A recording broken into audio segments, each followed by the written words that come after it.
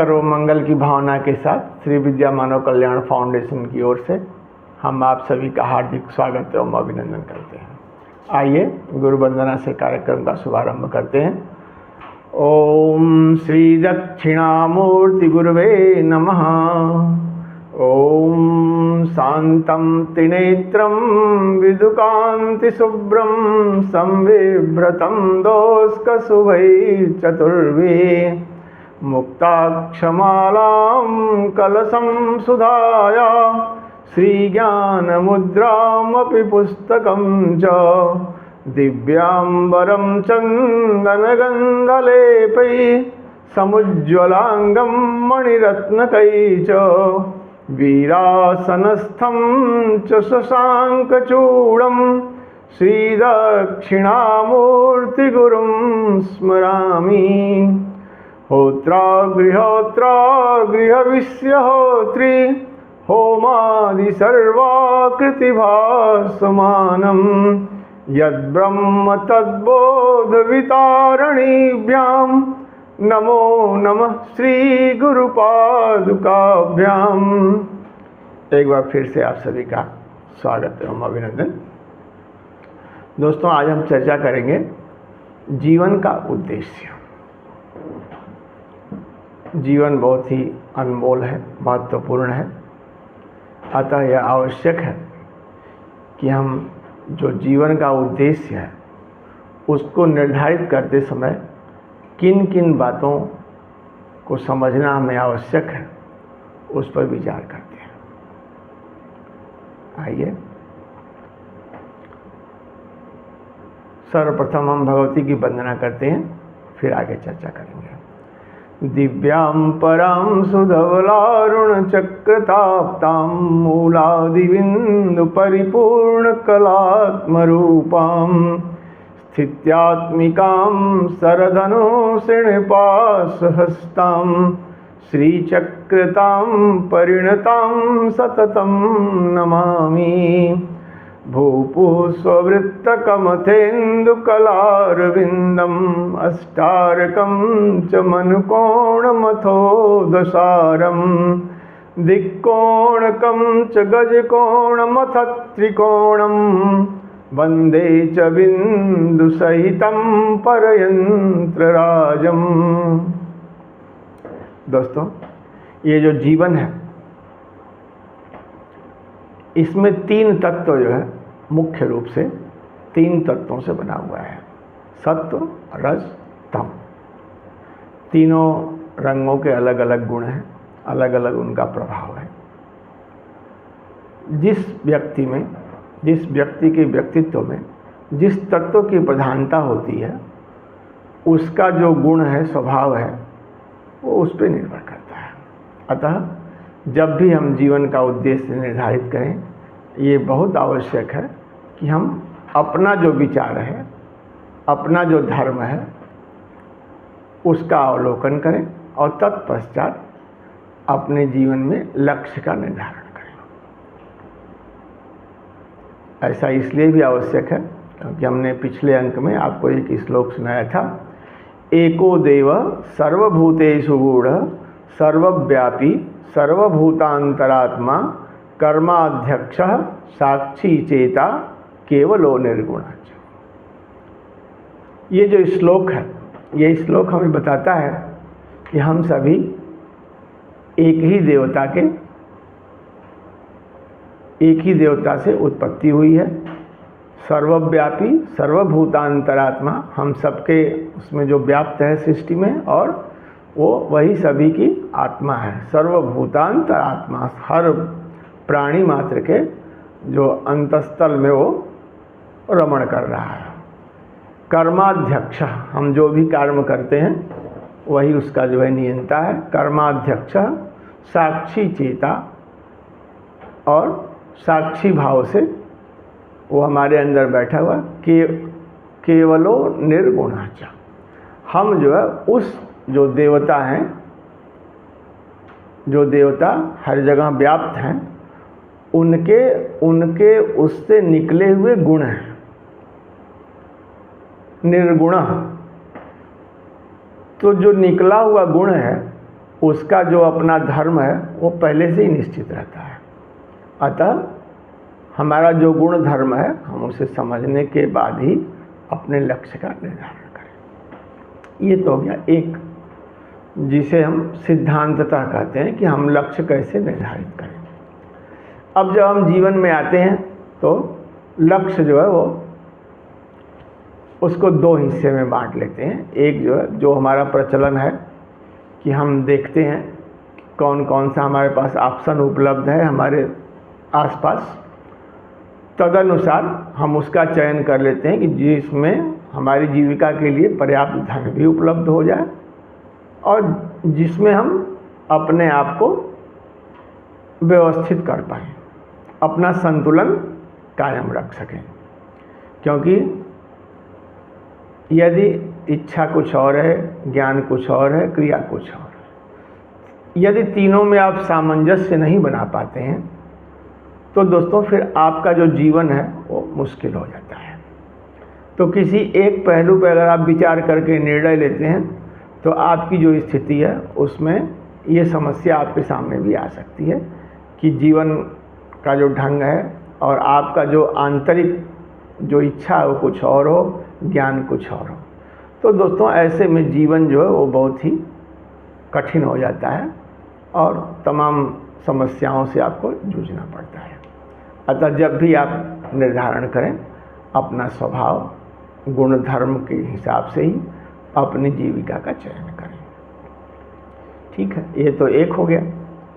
अब एक और पक्ष है, इसमें आप बंधे हुए हैं। चूँकि हम सब सांसारिक उसमें हैं तो कुछ ऐसे दायित्व होते हैं जिनकी पूर्ति आवश्यक है, जिनके लिए हमें तत्काल कुछ न कुछ उस तरह की व्यवस्था से लगना आवश्यक होता है। किंतु दोस्तों यदि आप सिर्फ तात्कालिक हल में उलझ के रह जाते हैं तो ये भी उचित नहीं होगा। क्योंकि आइए हम आपको एक कविता सुनाते हैं।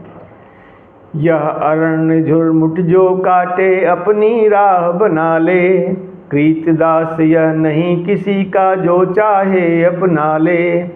जीवन उनका नहीं युधिष्ठिर जो उससे डरते हैं, वह उनका जो चरण रोप निर्भय होकर लड़ते हैं।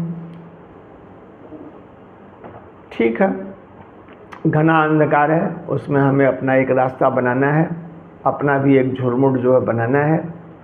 किंतु यदि आप झुरमुट में ही सिमट के रहना चाहते हैं दोस्तों तो ये दुनिया बड़ी विचित्र है। आप युधिष्ठिर का जीवन का उदाहरण ले सकते हैं। उन्होंने जो घना जंगल था उसको मांगा जो किसी काम का नहीं था, जिसमें विषैले सर्प इत्यादि सब रहते थे, और उन्होंने कहा ठीक है भाई, अगर नहीं चाहते हो तो हमको वही दे दो। किंतु दोस्तों वो अपने इस कार्य में सफल नहीं हुए। उन्होंने जैसे ही अपने मेहनत से सब साफ सुथरा कर करके अपना आशियाना तैयार किया, लोगों की दृष्टि उस पर भी जम गई। तो इसलिए दोस्तों यदि आप समझते हैं कि आप सिमट कर अपना जीवन जी लेंगे तो ये आपका भ्रम है। इसलिए ये आवश्यक है कि आप निरंतर प्रगति के पथ पर बढ़ते रहें। एक कविता और सुनाते हैं जो कि प्रेरक है और आपको पथ पे चलने के लिए प्रेरणा देगा। राही तू कदम बढ़ाता चल, तीनों लोकों के स्वामी की सर्वोच्च नवल रचना है तू। पापों से रोती अकुलाती धरनी की मृग तृष्णा है तू। मध्यम हो चली सूर्य किरणें पीयूषमयी गंगा अपनी। धमनी से तू बरसाता चल, राही तू कदम बढ़ाता चल। जीवन का उद्देश्य सनातन दुविधाओं से लड़ना है। जीवन क्रम का उद्देश्य सनातन दुविधाओं से लड़ना है। सोणित की एक बूंद बहा चंडिका उपासना करना है। अनागत नर की दुविधा हरने की क्षमता का सर्जन करना है। जो पंथ सजे हो सूलों से, तू निर्भय चरणों को अपने पग पग पाषाण बनाता चल। राही तू कदम बढ़ाता चल। तेरी जाति का नाश कर रही भेदभाव की हाला है। तेरी जाति की नाश कर रही भेदभाव की हाला है। मनुपुत्र हुए विध्वंस विमुख, सो रही जागृति ज्वाला है। इस करुणा रहित मरु में तू नित प्रेम सुधा बरसाता चल। राही तू कदम बढ़ाता चल। वारुणी धार में मिश्रित जो न गरल अगर रह जाएगा, दासत्व काम से ग्रसित मनुज का अर्जित यश खो जाएगा। बलिदानों के तू बीज सींच, वीरत्व ध्वजा लहराता चल। राही तू कदम बढ़ाता चल। इस बार न पथ में रुक जाना, प्रण से पीछे मत हट जाना। गांडीव उठा अर्जुन तुझको, है विजय प्राप्त कर ही आना। पथ दिखा रहे हैं नटनागर, कर रहे देवगण रणोच्चार। रथ खींच रहा तेरा संबल, राही तू कदम बढ़ाता चल। जो उमड़े प्रलय उमड़ने दे, कंचन कृषाण में जलने दे।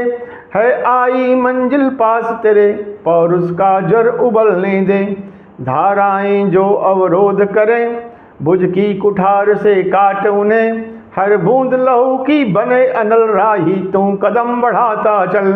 तेरी बाहों में सिमटी उन्मुक्त पर्वताकार सहल। अप्रतिम शक्ति रचनाओं की, पावन पवित्र सुंदर निश्चल। है नियत नहीं सीमा तेरी, हर बाधा मन का पत्थर है। सरिता बन उन्हें बहाता चल, राही तू कदम बढ़ाता चल। दोस्तों, ये जो कविता है ये वीर रस की कविता है, और ये कविता में जो चित्रण है वो बहुत ही मार्मिक और बहुत ही सटीक है। क्योंकि आपका जो जीवन का ध्येय है, सनातन काल से चला आ रहा है कि संघर्ष प्रत्येक को करना ही पड़ता है। यदि आप संघर्ष से विमुक्त होते हैं दोस्तों, ये सोचते हैं कि हम जीवन जो है सिमट कर जी लेंगे, तो आप बहुत भ्रम में हैं। अतः जब भी आप जीवन का ध्येय निर्धारित करें, कभी भी गलत रीति, गलत रिवाज, गलत रस्म, विध्वंसक नीति और विघटनकारी नीति, यदि आप उसका समर्थन करें तो निश्चित रूप से यह विनाश का आमंत्रण होता है। अतः उन सब के प्रति हमेशा आवाज़ उठाते रहना, हार या जीत की बिना परवाह किए आगे बढ़ते रहना, यही आपका दायित्व है, यही कर्तव्य है और यही जीवन का ध्येय लक्ष्य पथ है। यदि आप कभी अपने को अकेला महसूस करें तो हमारे बीच में एक बहुत ही अच्छा उदाहरण प्रस्तुत है, उनका ध्यान करें। ओम ध्याये सदा सवितुर्मंडल मध्यवर्ती, नारायण सरसिजासन सन्निविष्टः। केयूरवान् मकरकुण्डलवान् किरीटी, हारी हिरण्मय बपुधृत शंख चक्र। अब भगवान सूर्य की ओर देखें, उन्हें प्रणाम करें और उनके जीवन से अपने आप को जोड़ने का प्रयास करें, उनसे युक्त होने, क्योंकि वो समस्त सृष्टि के आत्मा के कारक हैं। यदि सृष्टि पूरी जीवंत है तो ये उनकी कृपा है। अतः आप नित्य उनका प्रणाम करते हुए, उनका स्मरण करते हुए, उनका जो जीवन पथ है उस जीवन पथ को अपना जीवन बनाएं। दोस्तों, फिर जितनी भी बाधाएं हैं उन सब से आप उन सब पर विजय प्राप्त करते हुए निश्चित रूप से अपनी विजय पताका लहराएंगे। और कभी जो हमने एक पिछले अंक में वर्णन किया था ना, गायन्ति देवा किल गीत कानी, धन्यास्तु ते भारत भूमि भागे स्वर्गापवर्गास्पद हेतु भूयः भवन्तु भूयः पुरुषा सुरत्वात्। जो भारत भूमि है उस पे देवता भी जो कामना करते थे कि हमें भी भोगने का अवसर प्राप्त हो। हमारे जो ऋषि पहले रहे हैं उन्होंने जीवन को उस आलोक में जीकर हमारे सामने प्रमाण प्रस्तुत किया है।